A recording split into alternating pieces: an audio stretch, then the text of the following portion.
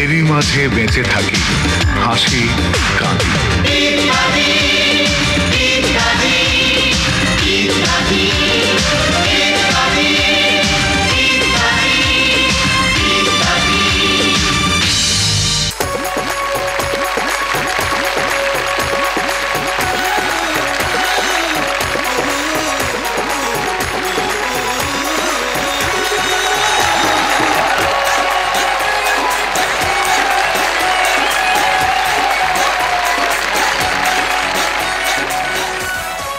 সিলেটের লাক্কাতুরা চা বাগানের সামনে এই গলফ ক্লাব মাঠে এই মুহূর্তে যারা বসে আছেন এবং এর বাইরে টিভি সেটের সামনে যে যেখানে যে অবস্থায় এই অনুষ্ঠান দেখছেন সবাইকে জানাচ্ছি সাদর সম্ভাষণ।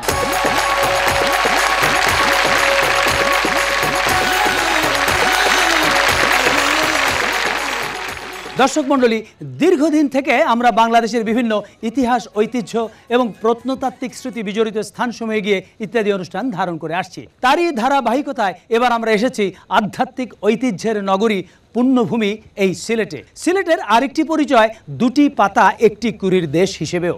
প্রায় 200 বছর আগে এই সিলেটের মালনীছড়াতেই তৈরি হয় এদেশের প্রথম চায়ের বাগান। তেমনি একটি চা বাগান এই লাক্কাতুরা, যেটি নগরীর প্রায় কেন্দ্রস্থলে অবস্থিত। তাই এবারে আমরা আমাদের অনুষ্ঠান স্থল হিসেবে বেছে নিয়েছি এই স্থানটিকে। শুরুতেই জেনে নেওয়া যাক সিলেট সম্পর্কে প্রয়োজনীয় কিছু তথ্য।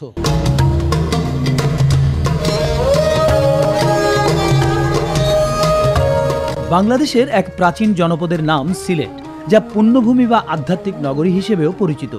সুরমা নদীর কোল ঘেঁষে গড়ে ওঠা প্রাকৃতিক সৌন্দর্যের লীলাভূমি এই নগরী সিলেট, সিলহট, শ্রীহট্ট, শ্রীভূমি ইত্যাদি অনেক নামেই পরিচিত। প্রতিটি নাম নিয়েই প্রচলিত রয়েছে কিংবদন্তি, আবার কেউ কেউ একে জালালাবাদ বলেও অভিহিত করেছেন।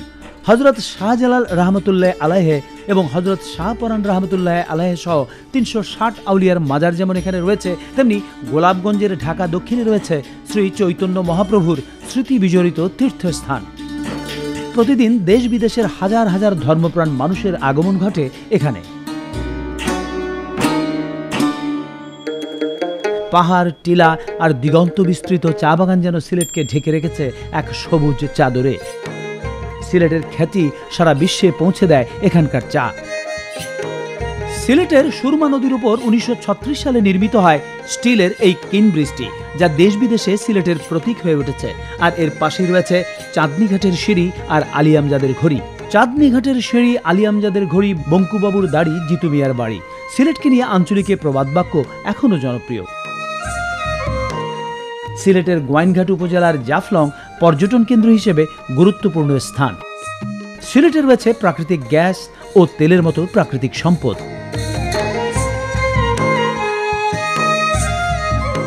বাংলাদেশের সর্ববৃহৎ পাথর কোয়ারি পাওয়া যায় এখানেই।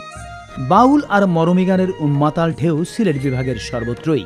এখানেই জন্মেছেন মরমী কবি হাসন রাজা, রাধারমন দত্ত, আরকুম শাহ, দূরবীন শাহ, শাহ আব্দুল করিমের মতো মরমী সাধকরা সারা জীবন যারা জীবন ও জগতের রহস্য অনুসন্ধান করে গেছেন। দর্শক মণ্ডলী, ঢাকা থেকে সিলেটের দূরত্ব প্রায় 200 কিলোমিটার। যাতায়াত করা যায় আকাশপথে, রেলপথে, সড়ক পথে। এই যাতায়াত নিয়েই আমাদের আজকের আয়োজনের প্রথম নিবেদন। তবে সেটা ঢাকা থেকে সিলেট নয়, ঢাকারই এক স্থান থেকে অন্য স্থানে। আরে মিয়া ভাই কই যান? আরে ভাই তোমারে ভাই ভালো যাইছে। মোর একটা তথ্য জানা দরকার। তুমি একটু গুলিস্তান যাবো। কিভাবে যাবো, কতক্ষণ লাগতে পারে, এ বিষয়ে কোনো ধারণা আছে? মিরপুর টু গুলিস্তান তো? হ্যাঁ। কোন সময় যাবেন? ধরো সকালে। সকালে মানে সেটা কি 7টার আগে না 7টার পরে? 7টার পরে যাব। কোন দিন যাবেন? সেটা কি ছুটির দিনে নাকি অফিস খোলার দিনে? অফিস খোলার দিন যাব। কিসে যাবেন? সিএনজি বাস না প্রাইভেট গাড়িতে? বাসে। ডাইরেক্ট না local? Direct. Sitting service gate lock নাকি বিরতিহীন গেট লক? আরে ডাইরেক্ট একটা কিছু হইলেই হইবে আর। এইবার জানতে হবে ওই দিন কোনো মিটিং মিছিল বা অবরোধ আছে কিনা। ধরো নাই, ধরলাম। কিন্তু এইবার আপনারা দেখতে হইব যে রাস্তায় পানি আছে কিনা। পানি থাকলে এক টাইম, শুকনা থাকলে আর এক টাইম। তারা শুকনোই আছে। শুকনাই আছে, তাহলে এবার আপনি দেখতে হইব যে গাড়িটা চালাইতেছে কি, ড্রাইভার নাকি হেল্পার। যদি ড্রাইভার চালায় তাহলে এক টাইম, আর হেল্পার চালাইলে তো টাইমটা কইতে পারুম না মিয়া ভাই, সরি। বলছি এবার কত তুমি আইতে গেলে কতক্ষণ লাগবে? এইটা গেলে আপনার পায়ের স্পিরিটের উপর নির্ভর করবো মিয়া ভাই। চরণ স্মরণ বিপদ দূরীকরণের কারণ হিসেবে কতটা সঠিক সেই বিতর্কে না গিয়ে বলা যায়, হেল্পার যখন হেল্প করার বদলে সেলফ ড্রাইভিংয়ে রত হয় এবং ড্রাইভিংয়ের সেন্স না থাকলেও লাইসেন্স পেয়ে যায়, স্বভাবতই তখন যাত্রীদের সেন্স থাকার কথা নয়। তবুও মানুষ গাড়িতে চড়ে, দুর্ঘটনায় পড়ে, তারপরে কর্তৃপক্ষের টনক নড়ে। কথায় বলে, চোর পালালে বুদ্ধি বাড়ে। আরে রাখেন, আগে ওরে জিগাই, ও এত সাহস পাইলে কই? এই বেটা, তুই দিনে দুপুরে চুরি করতে আইছ, তোর ভয় ডর নাই? আমি মনে করছিলাম ধরা পড়ুম না। কিন্তু তুই ধরা পড়স তাইলে যে মায়ের একটাও মাটিত পড়বো না, এইটা চিন্তা করস না? আচ্ছা, তুই ধরা পড়বি না, এটা শিওর হলি কেমনে? আমাকে এই দেশে তো চোর পালাইলে হগলের বুদ্ধি বাড়ে। আমিও মনে করছিলাম চুরি করার সময় আমার কেউ ধরার চিন্তাও করব না। আমি পলাই গেলে সবার বুদ্ধি বাড়বো। কেমনে চুরি হইলো, কেডা চুরি করলো, কি চুরি করলো, এইসব নিয়ে গবেষণা হইব। তখন তো আমি ধরা চোর বাইরে। এই চিন্তাটা তোর মাথায় ঢুকেছে কেটা? কেউ ঢুকায় নাই, চোখের সামনেই তো দেখতেছি। দেখেন না, রাস্তা দিয়ে যাইবেন, ওভার ব্রিজ ভাঙ্গা পড়ে, বিলবোর্ড খুললা পড়ে, বিল্ডিং হেললা পড়ে, পাহাড় ধসা পড়ে, ব্রিজ ফাইটটা যায়। ইদানিং আবার ফ্লাইওভারও ডাবা শুরু হয়েছে। এইসব ঘটনা ঘটে যাবার পর তদন্ত কমিটি হয়, বিশেষজ্ঞ আসে। কিন্তু ঘটনা ঘটে যাবার আগে তো কেউ খবরও রাখে না। তাইলে বিষয়টা কি দাঁড়ালো? চোর পলাইলে বুদ্ধি বাড়ে। আল্লাহ আমার লেকচার দেয়, দিমু একখান। আরে রাখেন, অধিকাংশ ক্ষেত্রে চোর পালালে বুদ্ধি বাড়লেও দুই একটা ব্যতিক্রম তো থাকে। তুমি সেই ব্যতিক্রমের সীমার মধ্যে পড়ে গেছো। এবার তাইলে মারি। আইন নিজের হাতে তোলা ঠিক না, ওরা আইনের হাতেই দিবি। কলহের কারণে কত কথা, কে কোন কথা কেমন করে কয়, কোথায় কখন কি কথা থেকে কি কাণ্ড কোন কর্ম। আচ্ছা, এই ক কা কি কু রেখে বরং ক বর্ণ দিয়ে একটি গানই শোনা যাক না, যেমন আমরা এর আগে করেছিলাম চ বর্ণ দিয়ে। তবে এবারের গানে ব্যবহৃত কয়ের সংখ্যা চয়ের চাইতে অনেক গুণ বেশি, আর এই গানটি গাইবেন অর্জুন। কি কারণে কেকায় কাকি, কাকা কেন কোকায়, কাকা কাকির কষ্ট কেন, কও কিসে কোথায়। কাকি কেকায়, কাকায় কোকায়, কাকি কেকায়, কাকায় কোকায়। এ কি কারণে কেকায় কাকি, কাকা কেন কোকায়, কাকা কাকির কষ্ট কেন, কও কিসে কোথায়। কাকি কেকায়, কাকায় কোকায়, কাকি কেকায়, কাকায় কোকায়।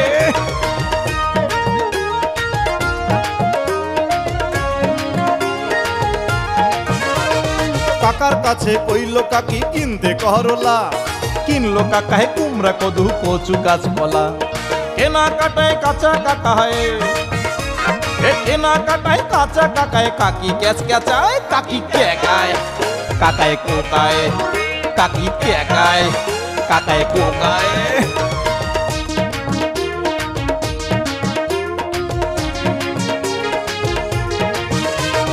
কাকির কানে কানে কাকায় কইছে কথা কাল, কেমন করে কঞ্চি কাটে কেটেছে কপাল। কাকি কড়া কথা কয় কাকার, কাকি কড়া কথা কয় কাকার, কাণ্ড কারখানায় কাকি কেকায়, কাকায় কোকায়, কাকি কেকায়, কাকায় কোকায়।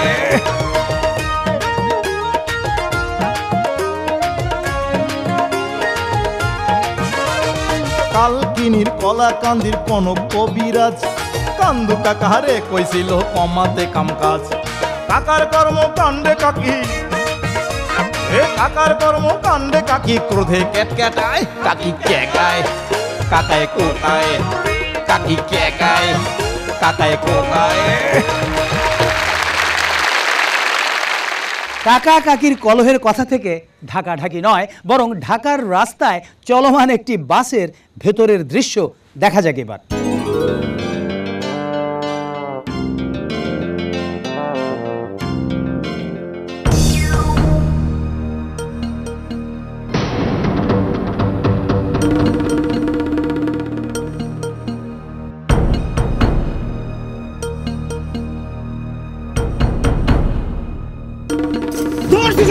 পার্টি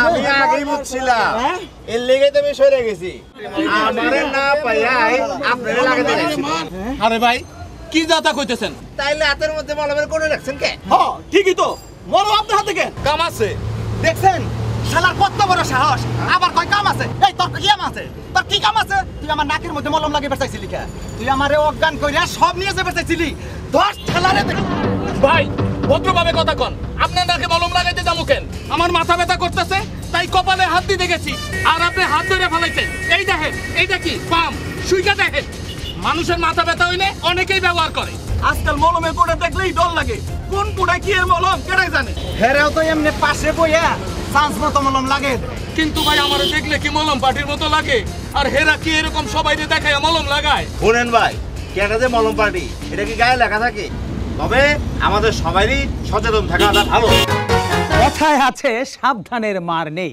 আমরা বিজ্ঞাপনেও দেখি নকল হইতে সাবধান, বাজারে যেতে সাবধান করেন গৃহিণী, বলেন ভেজাল থেকে সাবধান। এই সব নকল জাল ভেজাল থেকে আমরা বরং নির্ভেজাল চায়ের প্রসঙ্গে আসি। চায়ের জন্য খ্যাত সিলেট বিভাগের এক এবং একমাত্র বিস্ময়কর চা প্রস্তুতকারী শিল্পী হচ্ছেন রমেশ রাম গৌর।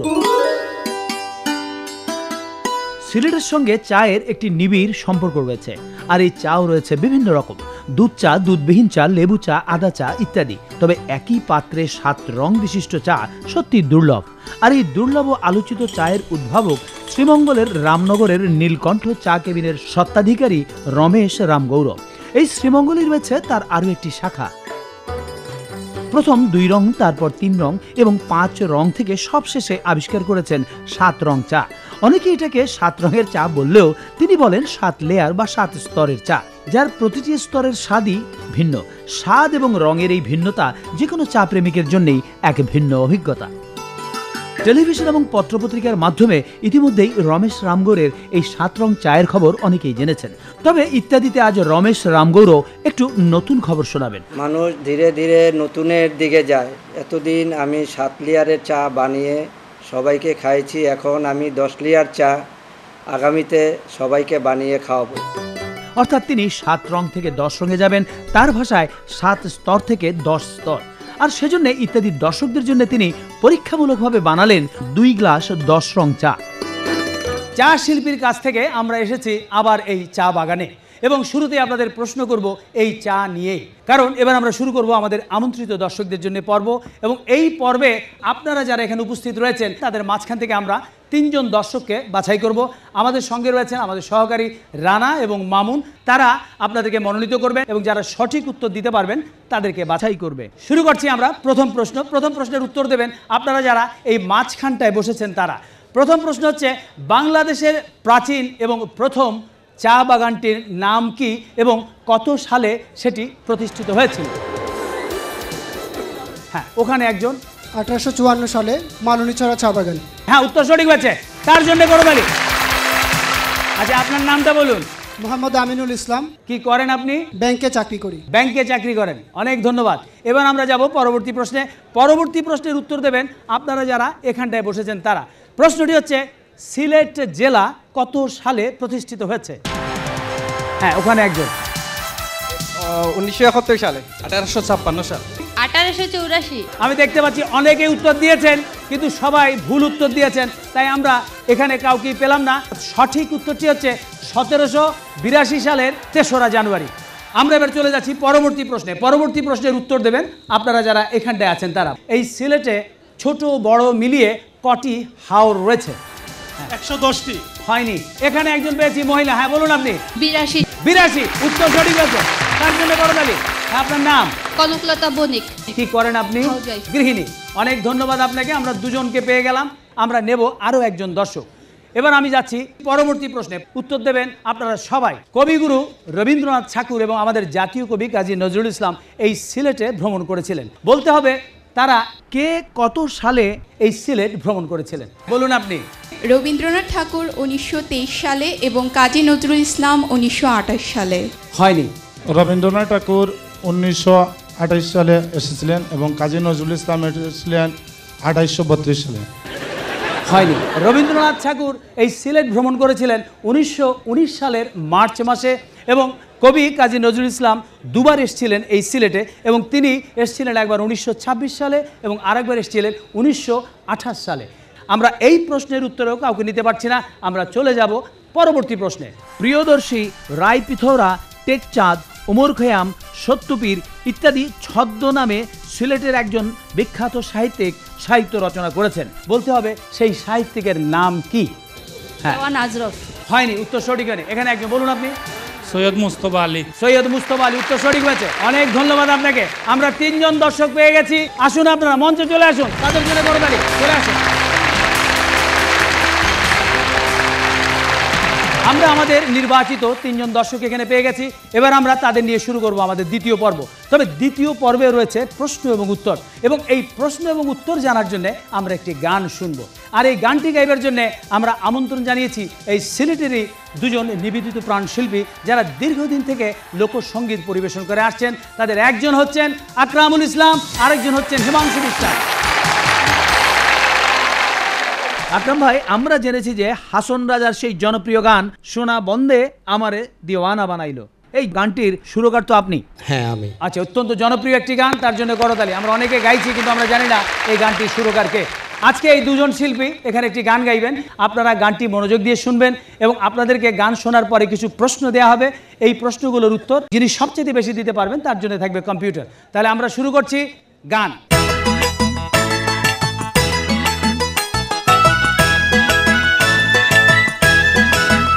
তোমরা দেখো আইয়া রে, দেখো রে সাইয়া, সুরমা গাঙ্গে রাঙ্গা নাও দিমুরে সারিয়া, তোমরা দেখো আইয়া রে। শাহজালালের ফিরের দরগায় সালাম জানাইয়া, দেখছো নি পাই হই হিমাগুর গজার ফিরে ভাইয়া, দুটা টিকর শিবের বাড়ি মেলা দেখো গিয়া, শ্রী চৈতন্য বাপের বাড়ি ঢাকা দক্ষিণ হইয়া, তোমরা দেখো আইয়া রে, দেখো রে সাইয়া, সুরমা গাঙ্গে রাঙ্গা না হও দিমুরে সারিয়া, তোমরা দেখো আইয়া রে।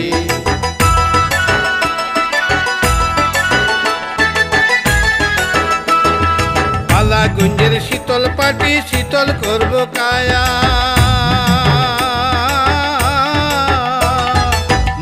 বেতের আজব চিজ দেখছো নি রে সাইয়া, কাইফারার ওই বেতর বাস্কেট দেখা যাহাওয়াইয়া, বেতর টেবুল চা খাইও বেতর মুড়াহে বইয়া, তোমরা দেখো আইয়া রে, দেখো রে সাইয়া, সুরমা গাঙ্গে রাঙ্গা নাও দিমুরে সারিয়া, তোমরা দেখো আইয়া রে।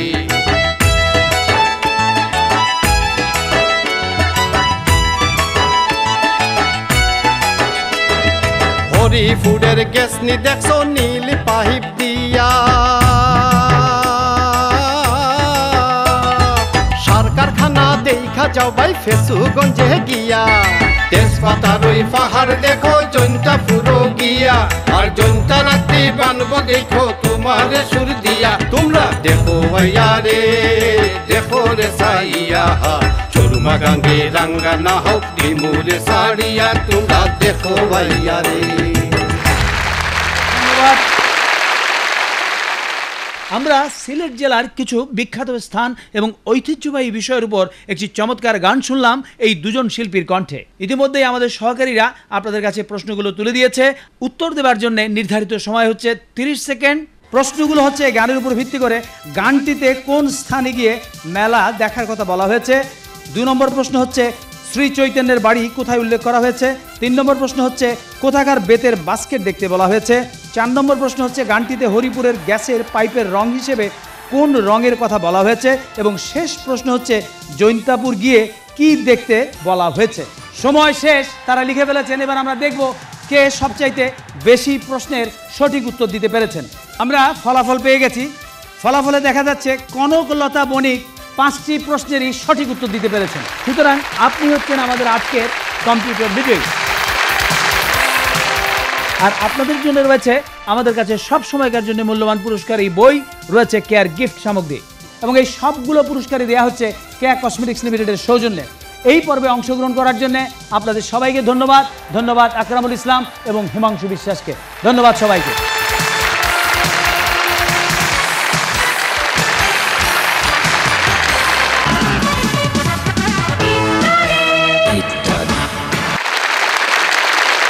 ঢাকার বাস এবং আবাস সমস্যা এখন চাষের জমি গ্রাস করে কৃষিভূমি হ্রাস করতে শুরু করেছে।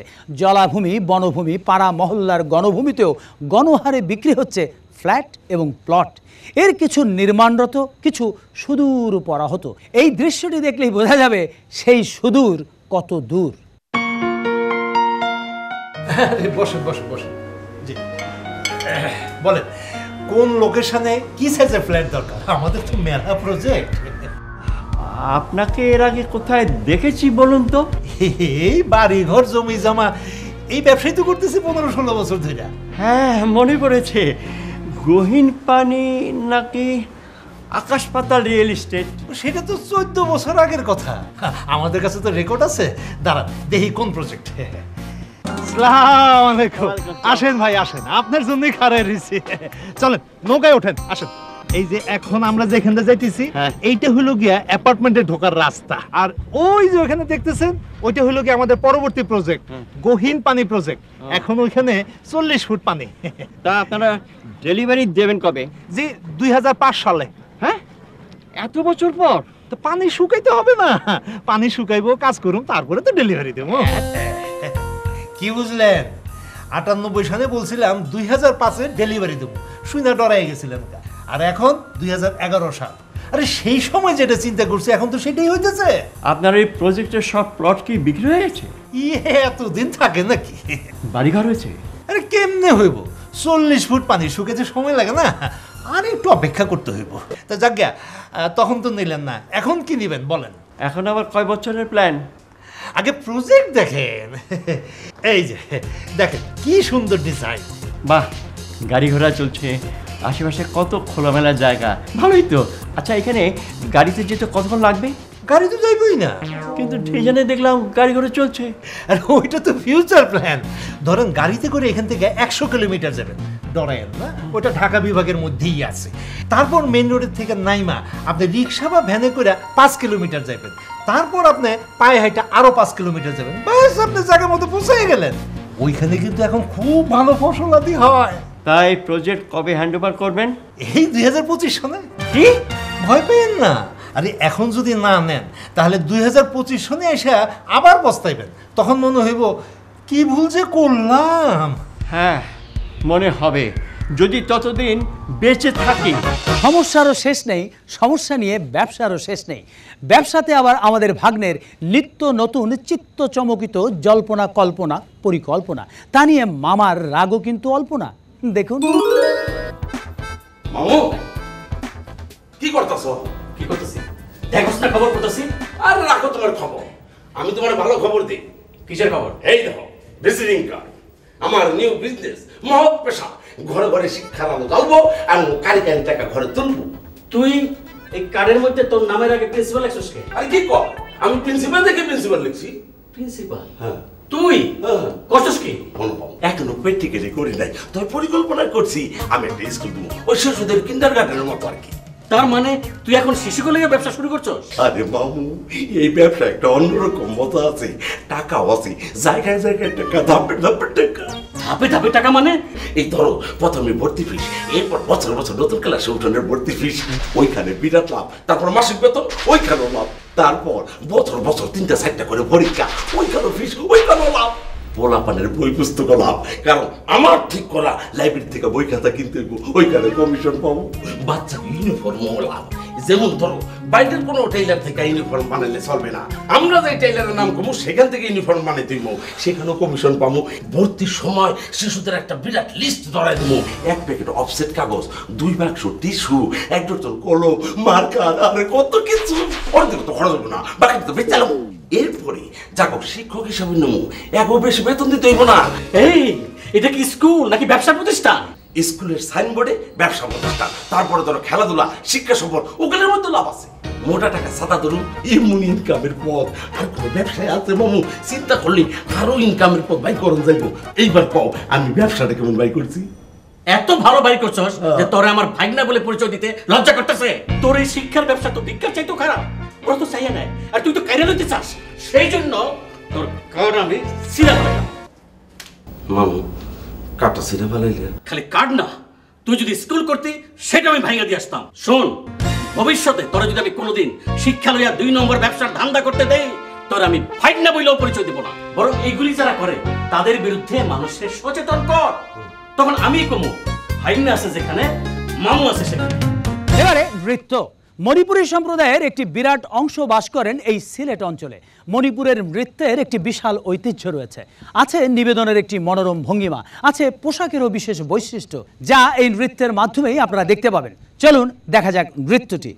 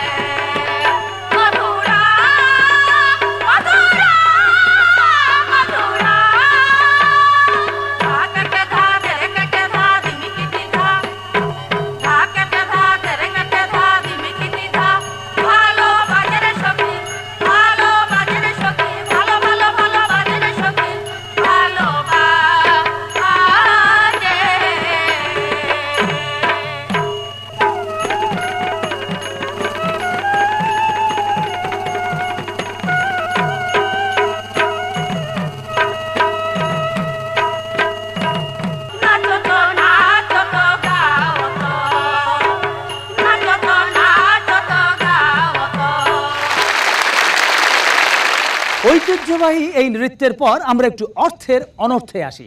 অনর্থ শব্দটি যে অনর্থকে ব্যবহার করেনি, অর্থ লেনদেনের এই দৃশ্যটি দেখলেই আপনাদের কাছে তা অর্থময় হয়ে উঠবে। কত হয়েছে ভাই? 47 টাকা। এলন এলন এটা কি করলেন ভাই? আপনি দেখি 2 টাকার লগে একটা চকলেট ধরায় দিলেন। কি করুম ভাই, ভাঙতি নাই, এই রেতে সব জায়গায় চলতেছে। তা তো জানি, এক কাম করেন, আপনার কাছে 5 টাকার নোট আছে? হ্যাঁ আছে, দেন আমি ভাঙ্গায় দিই। এই যে আপনি একটা ধরেন, আপনার কাছে 3 টাকা পাই আর এই 2 টাকার চকলেট দিলাম, নেন। এটা কি দিলেন? চকলেট। আপনার কাছে আমি 3 টাকা পাই আর এই 2টা চকলেট দিলাম, 5 টাকা হয়ে গেল। আমি তো চকলেট নিব না। বাবা, আমারে দিতে পারবেন, আপনি নিতে পারবেন না। আরে মিয়া ভাই, আপনার মতো একজন দোকানদারি তো আমার চকলেটগুলি দিছে। আর শুনেন, ভাঙতি পয়সার যে অভাব দেখা দিছে, 2 দিন পরে তো বইম বইরা চকলেট রয়ে তারপরে বাজারে যেতে। দেখলেন, ভাঙতি পয়সার বদলে চকোলেট দিচ্ছেন দোকানি। এখানে ওখানে দোকানে দোকানে এই বিকল্প অল্প বিস্তর চলছেই, এবং ক্রেতার আপত্তি থাকলেও তার নিষ্পত্তি হচ্ছে ওটা গ্রহণের মাধ্যমে। অথচ কোনো ভিক্ষুককেও যদি এভাবে চকোলেট দেওয়া হয়, তবে সে টাকার বদলে ফাঁকা দাম ভেবে বাঁকা হাসি দিয়ে সরে যাবে। কারণ ভিক্ষাও এখন একটা পেশা হয়ে দাঁড়িয়েছে। নানা ছল চাতুরিতে তাদের আয়ও কিন্তু অনেক।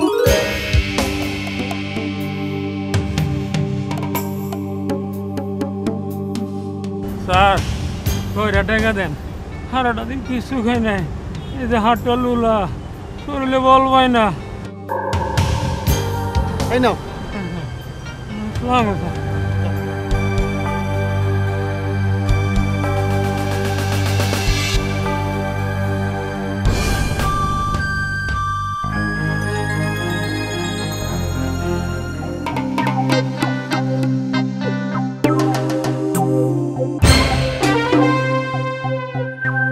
রিক্সা যাবেন?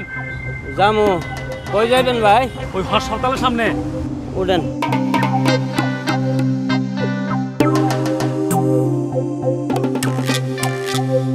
চাচা, একটু জোরে যান। জোরে চালাইতে তো জোর লাগে, বয়স হয়েছে না। এই বয়সে আপনার রিক্সা চালাইতে কইছে কেটা? কি করম বাজান, কাম না করলে খাওন পামু কই, আর তো কোনো কাম পারি না, এর লাগে রিক্সা চালাই। আপনার মাথায় কোনো বুদ্ধি নাই। আমি তো কোনো কাম কাজ না করে দিনে 400-500 টাকা কামাই। কেমনে? ভিক্ষা কইরা। আরে এই বয়সে আপনি কষ্ট করে রিক্সা চালান? হ্যাঁ, রিক্সা চালাই, তো ভিক্ষা করি না। কিন্তু আপনার যে বয়স, আপনার তো ভালো ইনকাম হইব, ডাবল পয়সা পাইবে। কিন্তু ওইটা হইব ভিক্ষার পয়সা, আর এখন যেটা পাই এটা আমার রোজগারের পয়সা।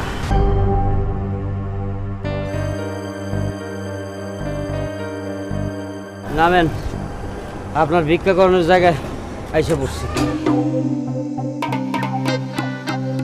চাচা, আপনার কত দিন লাগবো না?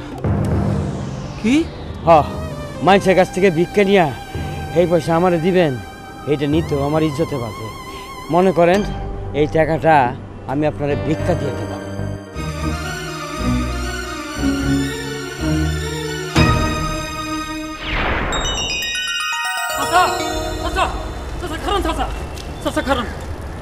চাচা, আজ যে আপনি আমার চোখ খুলে দিচ্ছেন, আর ভিক্ষা করুন না।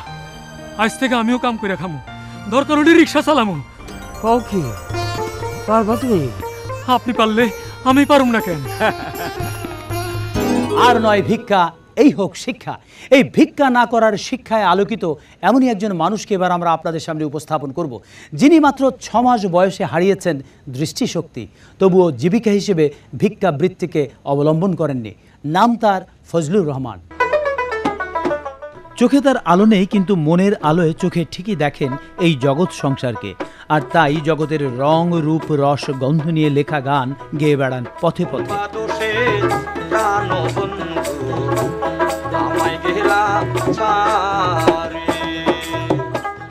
বাড়ি তার দিনাজপুরে, চোখে দেখতে পান না, তাই কোনো ভারী কাজও করা সম্ভব নয়।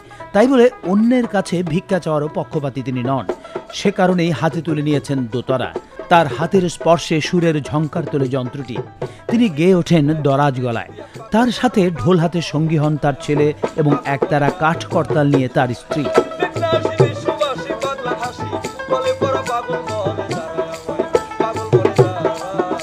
একসময় দিনাজপুরের গ্রামে গ্রামে ঘুরে গান গাইতেন, কিন্তু জীবিকার তাগিদে পরবর্তীতে চলে আসেন ঢাকায়। তাদের গান শুনে তাদেরকে সাধ্যমতো আর্থিক সহায়তা দেন পথচারী মানুষ। তাতেই চলে ফজলুর রহমানের সংসার। চারপাশে অনেক সক্ষম মানুষও যখন অন্যের কাছে ভিক্ষা চাইতে কুণ্ঠিত বোধ করেন না, সেখানে দৃষ্টি প্রতিবন্ধী ফজলুর রহমান নিজের গলা আর হাতের সাহায্যে মানুষকে আনন্দ দিয়ে সংসার চালান।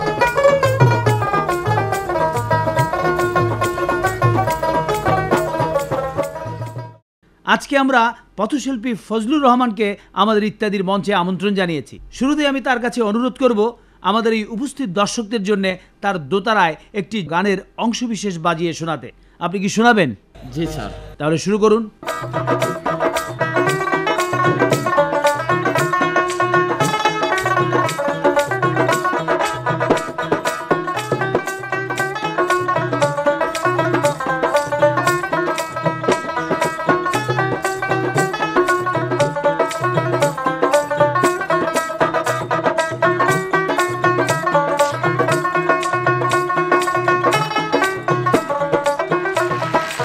অনেক ধন্যবাদ আপনাকে।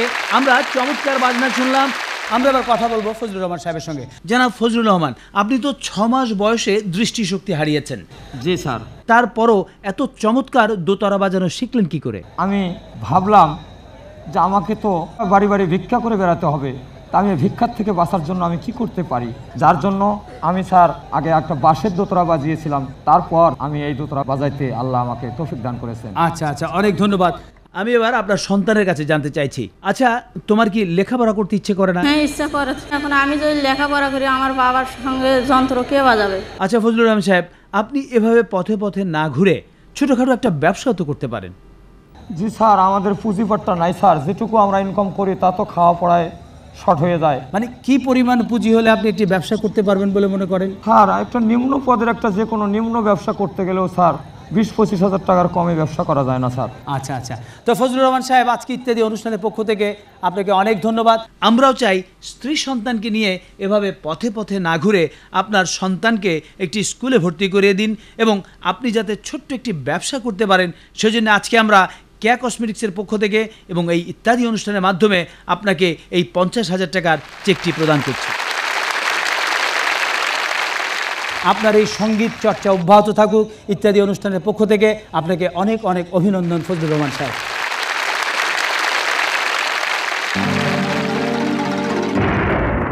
সুমন আহমেদ খিলগাঁও, ঢাকা থেকে ইমেইলের মাধ্যমে জানিয়েছেন, ইদানিং 2-1টি চ্যানেলে অনুষ্ঠানের বিজ্ঞাপন বিরতিতে যাবার আগে জানিয়ে দেওয়া হয় ফিরে আসছি 30 সেকেন্ড অথবা 60 সেকেন্ড পর। এটি একটি ভালো উদ্যোগ। এর ফলে দর্শকরা ইচ্ছে হলে নির্দিষ্ট সময়ের ব্রেক নিয়ে অনুষ্ঠানটিতে ফিরে আসতে পারেন। কিন্তু সময় জানা না থাকলে অনেক দর্শক ফিরতে চাইলেও অনুষ্ঠানটিতে সময় মতো ফিরতে পারেন না কিংবা বিজ্ঞাপন আতঙ্কে আদৌ ফেরেন না। সবগুলো চ্যানেলকে এই উদ্যোগ গ্রহণ করতে অনুরোধ জানাচ্ছি। আপনি কি বলেন? এটি অবশ্যই শুভ উদ্যোগ। বিশেষ করে যেসব অনুষ্ঠানে অতিমাত্রায় বিজ্ঞাপন প্রচারিত হয়, তারা যদি বিরতির সময়টুকুন নির্দিষ্ট করে জানিয়ে দেন, তাহলে একদিকে দর্শকরা যেমন জানতে পারবেন কোন অনুষ্ঠানে কতক্ষণ বিজ্ঞাপন প্রচারিত হলো, পাশাপাশি তারা বিজ্ঞাপন আতঙ্ক থেকেও মুক্তি পাবেন। আশা করি এই শুভ উদ্যোগটি অনুসরণ করবেন অন্যেরাও। আব্দুল কাদের আমাদের মুঠোফোনের সংক্ষিপ্ত বার্তায় লিখেছেন, আপনারা ইত্যাদিতে বিভিন্ন বিষয়ের নকলের বিরুদ্ধে এত কিছু করেন, কিন্তু অন্যান্য বারের মতো এই ঈদেও ইত্যাদিকে নকল করে অনেক অনুষ্ঠান প্রচারিত হতে দেখলাম। এ ব্যাপারে আপনারা কিছু বলছেন না কেন? নকলের আয়ু দীর্ঘস্থায়ী হয় না, তাই ওগুলো নিয়ে আমাদের কোনো মাথা ব্যথাও নেই। তাছাড়া আপনারাই তো বলছেন এবং বুঝতেও পারছেন সবই, তাই এ নিয়ে আমাদের কি কিছু বলার প্রয়োজন রয়েছে? আমাদের কাছে চিঠি লেখার ঠিকানা পরিচালক ইত্যাদি, GPO box number 2674, GPO Dhaka 1000। আর ইমেল করতে পারেন ittadi1@yahoo.com এই ঠিকানায়। মোবাইলের মাধ্যমেও আমাদের সঙ্গে যোগাযোগ করতে পারেন। আপনার মোবাইলের মেসেজ অপশনে গিয়ে আই লিখে একটি স্পেস দিয়ে আপনার বক্তব্য লিখে পাঠাতে পারেন 2580 এই নম্বরে, যে কোনো মোবাইল থেকে। ধন্যবাদ।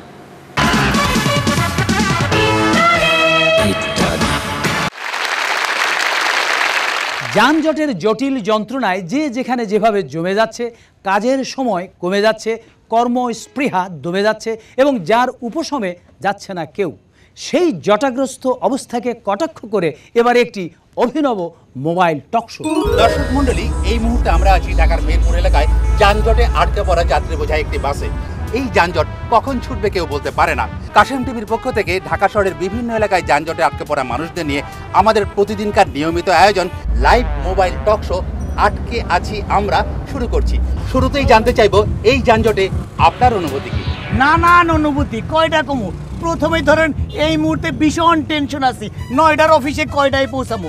অফিসে দেরিতে পৌঁছাইলে বস লাল কালির দাগ দিব, তার কিছুতেই বুঝানো যাইব না এই যানজটের মধ্যে আছি। তাই আমার অফিসের বস যদি আপনার এই লাইভ দেখে তাইলে রক্ষা পাবো। খারান স্যারের লগে একটু কথা কইলে। স্যার স্যার আপনি একটু কাশেম টিভির লাইভ দেখেন, তাইলে বুঝতে পারবেন স্যার অফিসে আসতে কেন দেরি হইতেছে। স্যার এবার আপনি কিছু বলুন। আরে ভাই, ওনার তো চাকরি হারিয়ে যাওয়ার চিন্তা, আর আমার তো চাকরি হবে না। ঠিক বুঝলাম না। সকাল 10টায় চাকরির ইন্টারভিউ আছে মতিঝিলে। এই দেখেন দেখেন, এখনই সকাল 10টা বাজে। আমি মতিঝিলে পৌঁছাতেই ও চাকরির ইন্টারভিউ শেষ। আরে ভাই, ইন্টারভিউ যদি না দিতে পারি আমার চাকরিটা হবে কেমনে? Very sad. অবশ্যই স্যাড। আমি একটা কথা বলি। সে কি কথা? আগে আমার সিরিয়াল, আমি আগে বলবো, তারপরে আপনি বলবেন। আরে আমি আগে কথা বলে আপনার অসুবিধা কি? হ্যাঁ অসুবিধা আছে, আর কি মুশকিল? প্লিজ কাইন্ডলি আপনারা ঝগড়া করবেন না। এটা একটা লাইভ অনুষ্ঠান, আমরা আপনাদের দুজনের কথাই শুনবো। ঝগড়া করলে অসুবিধাও নাই। টকশোতে ঝগড়াঝাটি দেখতে দেখতে সবার অভ্যাস হয়ে গেছে, মজাই লাগে। বরং ঝগড়াঝাটি না হইলেই অবাস্তব মনে হবে। ঠিক আছে, আপনি বসুন, আমরা সিরিয়ালে যাই। এবার আপনি বলুন। না, বলছিলাম কি, এই যে আপনারা অফিসে যাওয়ার সময় একটি টক শোর আয়োজন করেছেন, তেমনি অফিস ছুটি শেষে যদি একটি টক শোর আয়োজন এরকম করেন তাহলে ভালো হবে। কেননা অফিস ছুটি শেষে আমরা বাড়ি ফিরতে ফিরতে কখনো রাত 8টা 9টা আপনার 10টা অবধি বেজে যায়। তখন বাড়ির উনি মানে আপনার ভাবি, উনি তো বিশ্বাসই করতে চায় না, মনে করে কোথায় না কোথায় বসে যান আড্ডা মারছি। ভাই আপনি খাঁটি কথা কইছেন, আমার তো নতুন সংসার, আমার তো আরো সমস্যা। এই যে ভাই, এই যে এদিকে আসেন, এদিকে আসেন। উনারা তো সবসময় আগে মহিলাদের দোষ দেখেন, আগে উনাদের ঠিক কথা বলেন। থ্যাংক ইউ ম্যাডাম, আপনার পয়েন্টটা মনে থাকবে। এবার আপনার সিরিয়াল, আপনি বলুন। শোনেন ভাই, এই যানজটের কারণে প্রত্যেকেরই একটা না একটা সমস্যা হইতেছে। আপনি প্রত্যেকের সমস্যা শুনতেও পারবেন না, সমস্যার সমাধানও করতে পারবেন না, বরং একটা সমস্যার সমাধান করলে আমাদের সবার সমস্যার সমাধান হয়ে যাবে। সেটা কি বলুন তো? এই যানজট সমস্যার সমাধান। সরি, সেটা আমরা পারবো না, আর কে যে পারবে তাও বলতে পারবো না। আপনারা ভালো থাকুন, নিরাপদে থাকুন, যানজট মুক্ত থাকুন। কাল আবার দেখা হবে একই সময়ে একই চ্যানেলে অন্য কোনো যানজটে। জট শুধু রাস্তার যানবাহনেই হয় না, জট বাঁধে কথায়ও। কথায় কথা বাড়ে, এটা যেমন ঠিক তেমনি কথায় কথায় বেঠিক কথাও সঠিক হয়েও যেতে পারে, বিশেষ করে নানি নাতির বেলায়। তবে নানি নাতি এবার এই মঞ্চে নয়, কথা বলছে ঘরে। নাতি, ও নাতি, দেখছিস গেল কই নাতি? এত চিল্লাইতাছো কে? এই তো আইছি। শোন, আজকে সারা দিন আমার মাথার মধ্যে একটা কথা ঘুরতে আসছে। ওই কি কি কি দেখছ? ওই যে কইলা কথা ঘুরতাছে, কই ঘুরতাছে ওইটাই দেখতেছি। ওই কথা কি দেখুন যায়? এই তো ঠিক কইছো, কথা যেমন দেখা যায় না তেমনি কথা মাথায় ঘুরেও না, ঠিক আছে? আচ্ছা, তুই খালি আমার কথার ভুল ধরবি? খালি তোমার না, এই তাওয়ানোর সময় একজনে কইলো আমারও দেখে তার মনের মধ্যে বলে একটা প্রশ্ন উকি দিতেছে। তো তারে কইলাম প্রশ্ন আবার উকি দেয় কেমনে? জবাব দিতে পারলো না। তোর নানাই সারা জীবন আমার একটা ভুল ধরে নাই, তার সাথে আমি 30টা বছর ঘর করলাম। এর লগে ঘর করতো? কি আর ঘর, টিনের না সোনের? ওই তুই কি আমার কথা কইতে দিবি? কই কি দিব না মানে? অবশ্যই, এটা তোমার বাক স্বাধীনতা। শোন, কইছিলাম কি ঘরে তো মেলা কাম, একলা আমি আর পারি না, এবার একটা কাজের লোক জোগাড় করতে হইব। কাজের মহিলা পাইলে ভালো হয়। ও, কাজের লোক জোগাড় করবা? তা আমরা কি কাজের লোক? আমি একজন কাজের লোক, তুমি একজন কাজের মহিলা। কি? আমি কাজের মহিলা? তা তুমি কি অকাজের মহিলা? অকাজের মহিলা ওকে? আমি কি কাম করি না? তোরে রাইন্দা বাদ দেয় কেন? এই তো লাইনে আইছো, মানে আমরা সবাই কাজের লোক, তো বাসা বাড়িতে যাবো দিয়ে আমরা কাম কাজ করাই, খালি হ্যাঁ করি কাজের লোক পাওয়াটা ঠিক না। তো নানি, কাম কাজ করলে শরীরটাও তো ভালো থাকে। তো তুমি কি চাও না তোমার স্বাস্থ্যটা ভালো থাকুক? কেন চাবো না? স্বাস্থ্য তো সকল সুখের মূল। কথাটা ঠিক না, স্বাস্থ্য সকল সুখের মূল না, সুস্বাস্থ্য সকল সুখের মূল। যেমন আমরা কই শিক্ষাই জাতির মেরুদণ্ড, এটাও ঠিক না। এটা হওয়া উচিত সুশিক্ষাই জাতির মেরুদণ্ড। সামান্য একটা কথার এত পেশাস কেন? আমি তো কিছুই বুঝতাছি না। বুঝাই বুঝাই বুঝাই ধরো একজন মাস্টার বা একজন ভিক্ষুক, হ্যাঁ গো স্বাস্থ্য কিন্তু ভালো থাকে, তাই বলে কি হ্যাঁ সুখী? সুখী না, স্বাস্থ্যর লগে একটা সুস্থ মনও থাকা দরকার। সুস্থ মন থাকলে শরীরটাও সুস্থ থাকে। যার দুইটাই আছে, অর্থাৎ সুস্থ দেহ সুস্থ মন, সেই সবচেয়ে বেশি সুখী। হয়েছে, আর বক্তৃতা দেওয়ানো লাগবে না। এখন কিন্তু আমার শরীরটা সত্যি সত্যি খারাপ লাগতেছে। সেই কখন খাইছি, তুই দৌড়ে যা কিছু নিয়ে আয়, খিদে আমার পেট চোচো করতেছে। আচ্ছা দেখতেছি তো নানি, ওই যে কইলা ক্ষুধায় পেট চোচো করতেছে, কথাটা ঠিক না। ক্ষুধা লাগলে তো পেটের মধ্যে ওই জাতীয় কোনো আওয়াজ হয় না। এবারে গান। দর্শক মণ্ডলী, আমাদের সঙ্গীতের এক মহান আধ্যাত্মিক সাধক মরমী কবি হাসন রাজা, বিচ্ছেদী এবং ধামাইল গানের সাধক রাধারমন দত্ত এবং সম্প্রতি প্রয়াত লোককবি শাহ আব্দুল করিম, এই তিন বিশিষ্ট সাধকের গান নিয়ে এবারে মঞ্চে আসছেন তিন কৃতিশিল্পী সুবীর নন্দী, শুভ্রদেব ও সেলিম চৌধুরী, যাদের জন্মস্থান এই বৃহত্তর সিলেটে।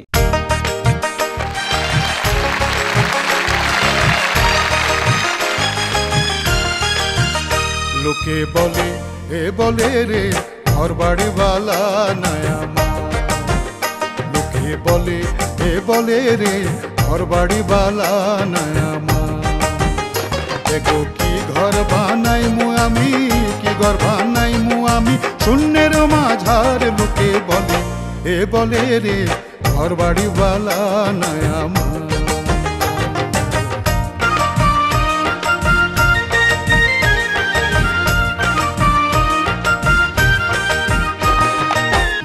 কুড়ি ঘর বানায়া হরে কদিন থাকুয়া, হরে কদিন থাকুয়া, আয়না দিয়া সায়া দেখি, আয়না দিয়া সায়া দেখি, পাকনা সুলা মার, লোকে বলে এ বলে রে ঘর বাড়ি বালা নয়া মা, লোকে বলে এ বলে রে ঘর বাড়ি বালা নয়া মা।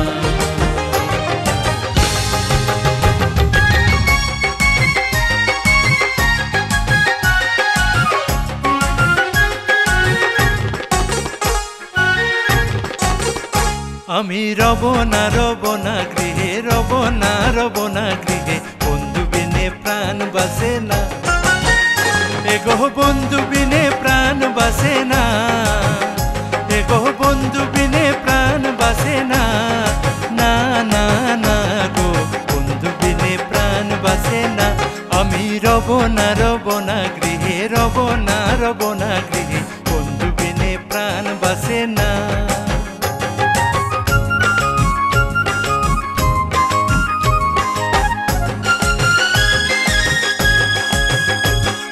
ঘরে আছে কুলবধূ, হস্তে লইয়া সর মধু, কি মধু খাওয়াইল জানি না, এগো কি মধু খাওয়াইল জানি না, এগো কি মধু খাওয়াইল জানি না, না না না গো বন্ধু বিনে প্রাণ বাসে না। আমি রব না গৃহে, রব না গৃহে, বন্ধু বিনে প্রাণ বাসে না।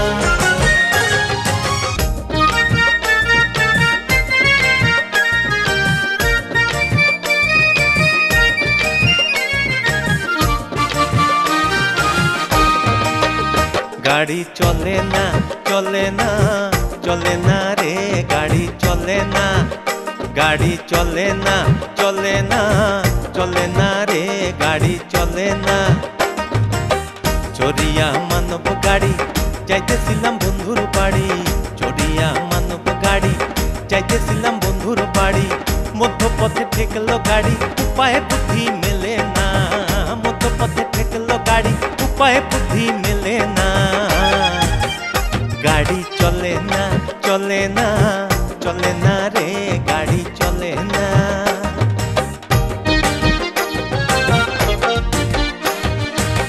ইঞ্জিনে ময়লা জমেছে, পার্টসগুলো ক্ষয় হয়েছে, ইঞ্জিনে ময়লা জমেছে, পার্টসগুলো ক্ষয় হয়েছে, ডায়নামা বিকল হয়েছে, হেডলাইট দুইটা জ্বলে না, ডায়নামা বিকল হয়েছে, হেডলাইট দুইটা জ্বলে না।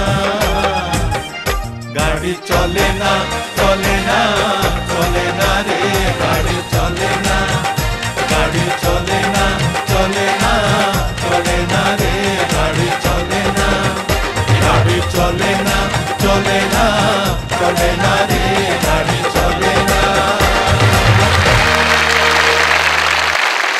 নিয়ম জানা নিয়ম মানা কথায় কাজে 16 আনা, এমনটি আজকাল প্রায় দেখাই যায় না। কেউ যেন দেখতে চায় না সত্যের আয়না। এই নিয়মিত অনিয়ম রোধে অফিস নীতি মানার শপথরীতি চালু করেছেন এক কর্মকর্তা। দেখুন।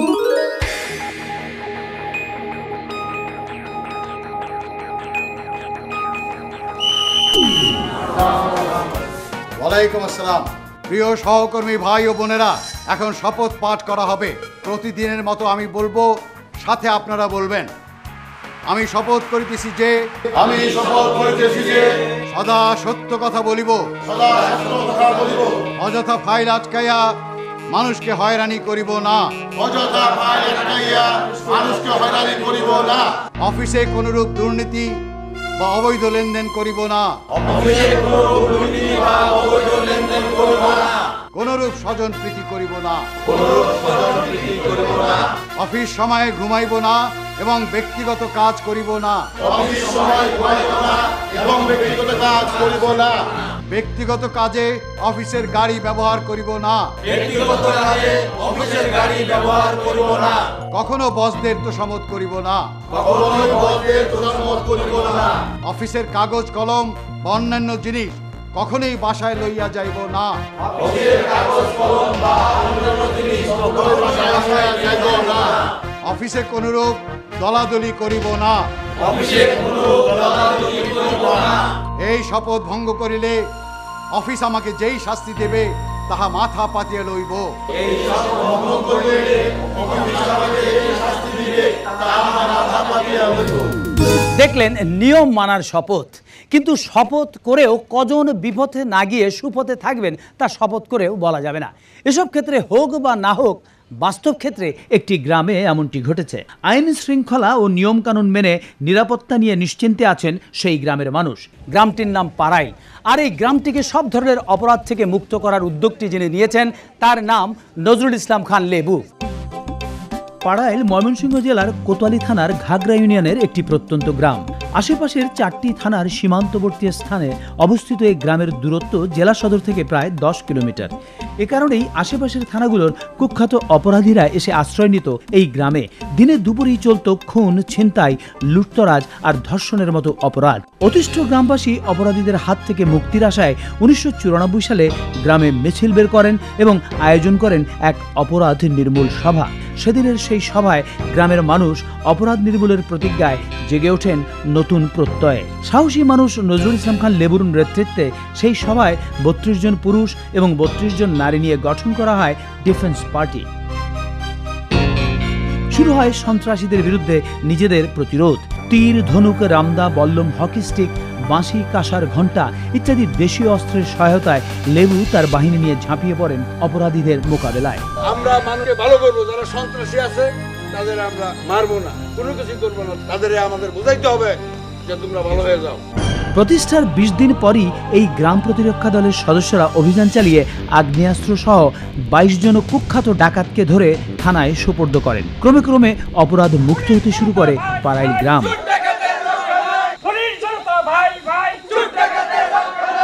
1995 সনে আমরা ডিফেন্স পার্টির পক্ষ থেকে গ্রামবাসীকে বলেছি যে আপনারা 24 ঘন্টা ঘরবাড়ির দরজা খোলা রাখবেন। যদি কোনো ধরনের চুরি ডাকাতি হয় আমাদেরকে অবহিত করবেন, আমরা ক্ষতিপূরণ আপনাদের দিব। 1994 সালের দিকে যখন আমি ময়মনসিংহ জেলার কোতোয়ালি থানার ভারপ্রাপ্ত কর্মকর্তা হিসেবে কর্মরত ছিলাম, সে সময়ে পাড়াইল যে গ্রামটি সন্ত্রাসীদের আস্তানা এবং অপরাধের বিভীষিকাময় পরিস্থিতি ছিল, সেই গ্রামটি শান্তির জনপদে পরিণত হয়। লেবুর গঠিত ডিফেন্স পার্টি এবং স্থানীয় পুলিশ প্রশাসনের যৌথ প্রচেষ্টা এবং বাংলাদেশ সরকারও ওই গ্রামটিকে অপরাধমুক্ত গ্রাম হিসেবে স্বীকৃতি প্রদান করে। শুধুমাত্র চুরি ডাকাতি বন্ধই নয়, লেবু নিজ উদ্যোগে করছেন নানান সামাজিক কর্মকাণ্ড। বাল্যবিবাহ বন্ধ করা, প্রতিবন্ধী, এতিম ও বিধবাদের নানা সহায়তা প্রদান, গ্রামে বৃক্ষরোপণ, বয়স্ক শিক্ষা সহ নানান আর্থসামাজিক কর্মকাণ্ড চালাচ্ছেন তিনি। 1994 সালে আনসার ভিডিপি ক্লাব প্রতিষ্ঠা করার জন্য তিনি যেমন তার নিজের জমি প্রদান করেছেন, তেমনি নানান সামাজিক কর্মকাণ্ড পরিচালনার জন্য তিনি অনেক সময় নিজের জমি বিক্রিও করেছেন। কথা বলেছিলাম বাংলাদেশ আনসার ও ভিডিপির ময়মনসিংহ জেলার তৎকালীন জেলা কমান্ড্যান্ট জনাব এ.কে.এম. মিজানুর রহমানের সঙ্গে। পাড়াইল এলাকাটি একটি অত্যন্ত অপরাধপ্রবণ এলাকা ছিল। সেখানে আমার পরিচয় হয় জনাব নজরুল ইসলাম খান লেবুর সাথে। তার মতন একজন সাহসী যুবকের নেতৃত্বে এখানে গ্রাম প্রতিরক্ষা দলের প্লাটুন গঠন করি এবং এখানে প্রশিক্ষণের আয়োজন করি। জনগণের শক্তির উপরে আস্থা রেখে প্রশাসন যদি একটুখানি জনগণের পাশে দাঁড়ায়, তাহলে যে একটি অসম্ভবকে সম্ভব করা সম্ভব এবং গ্রাম বাংলার প্রত্যন্ত অঞ্চলকে অপরাধমুক্ত করা সম্ভব, তার একটি দৃষ্টান্ত স্থাপিত হয়েছে পাড়াইলে। কাজের স্বীকৃতি স্বরূপ এ যাবৎ তিনি পেয়েছেন অনেকগুলো পুরস্কার। আনসার বাহিনী থেকে 95 সালে জেলা পর্যায়ে এবং 98 সালে জাতীয় পর্যায়ে স্বর্ণপদক লাভ করেন। তার এই অসীম সাহসিকতার জন্য 2010 সালের 28শে ফেব্রুয়ারি আনসার ভিডিপি পদক লাভ করেন। মাননীয় প্রধানমন্ত্রী এই পুরস্কার প্রদান করেন। অপরাধীদের কাছে নজরুল ইসলাম লেবু একটি আতঙ্কের নাম, আর সাধারণ মানুষের কাছে তিনি একজন ভালোবাসার মানুষ। তার মতো উদ্যমী মানুষের সংখ্যা এদেশে যত বাড়বে, ততই এদেশের মানুষ পাবে অপরাধহীন সুস্থ সমাজ। আজকে আমরা মঞ্চে আমন্ত্রণ জানিয়েছি এই সৎ এবং সাহসী মানুষ জনাব নজরুল ইসলাম খান লেবুকে। কথা বলবো তার সঙ্গে। জনাব নজরুল ইসলাম, আমরা তো দেখলাম আপনার এই চমৎকার সব কর্মকাণ্ড। গ্রামের উদ্যমী যুবকদের নিয়ে আপনি যে এই সাহসী কাজ করেছেন, সেজন্য একটি গ্রাম আজ অপরাধশূন্য, একটি আদর্শ গ্রাম। জি স্যার। এই কাজটি করতে পেরে আপনার অনুভূতি কি?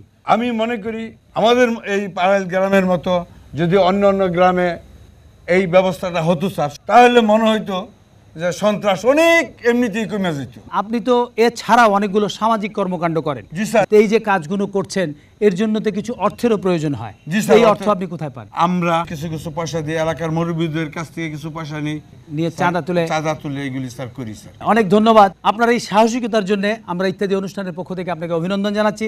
পাশাপাশি আপনার এই সামাজিক কর্মকাণ্ডকে আরেকটু গতিশীল করার জন্য আমরা ইত্যাদির মাধ্যমে এবং কেয়া কসমেটিক্সের পক্ষ থেকে আপনাকে এই 50,000 টাকার চেকটি প্রদান করছি। আমি ধন্যবাদ জানাচ্ছি আমাকে 50,000 টাকার চেক দেওয়ার জন্য। আমি এই কাজটিকে আরো গতিশীল করে যেতে পারি। অনেক অনেক ধন্যবাদ আপনাকে। দর্শক মণ্ডলী, কথায় বলে 10 মিলে করি কাজ, হারি জিতি নাহি লাজ। কিন্তু কোন কাজ? সৎ কাজ, শুভ কাজ। এদেশের প্রতিটি গ্রামে গ্রামে, শহরের মহল্লায় মহল্লায় উদ্যোগী হয়ে উঠুক সবাই, একে একে সারা দেশ হয়ে উঠুক সব ধরনের অপরাধ মুক্ত। এই কামনা নিয়ে শেষ করছি আমাদের আজকের ইত্যাদি। খোদা হাফেজ।